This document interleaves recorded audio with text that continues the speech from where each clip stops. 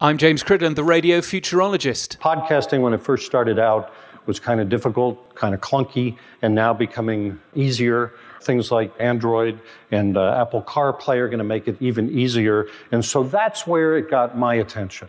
And this number is a shocking and yet impressive number. 32 million people listened to a podcast last week. Okay, that's big business all of a sudden. Stephen Goldstein from Amplify Media at the recent Podcast Movement Conference in Chicago. A conference that has clearly highlighted that podcasting is big business. It's exciting to have so many people thrilled about pre-packaged radio. And great that people are thinking about audio in a more interesting way other than 10 great songs in a row. The advertising money is coming to podcasting somehow, but monetization is harder for podcasting than radio because of a lack of statistics.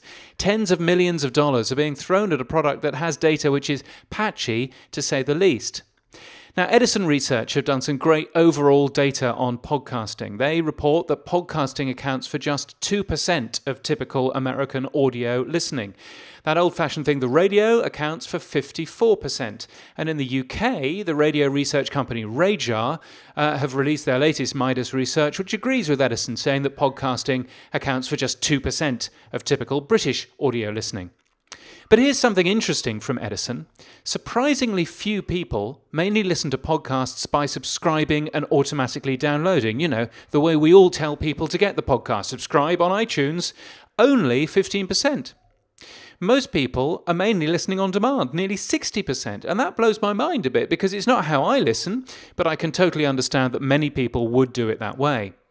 But it would be good, wouldn't it, to get all the stats for playback of podcasts via downloads. That's the real black box. RAJAR reports that only 65% of podcast downloads are actually listened to for a start. So we're in the dark in terms of how people consume podcasts. We don't know when they stop listening, when they skip. We don't know who they are or where they come from. I suspect we're losing a bunch of data here. If we want to develop the medium, protect its revenue and enable great content, producers need the ability to get that data.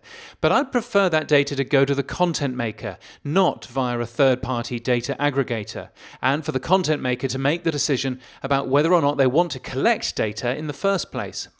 So it's why a proposal from Togglebit's Andy Buckingham is interesting. It uses already existing technology, pingbacks, to request to podcast players to return data. The content maker would know when they hit play and stop, and possibly more information if they want it. And if they don't, that's cool too. And it could be done with informed consent.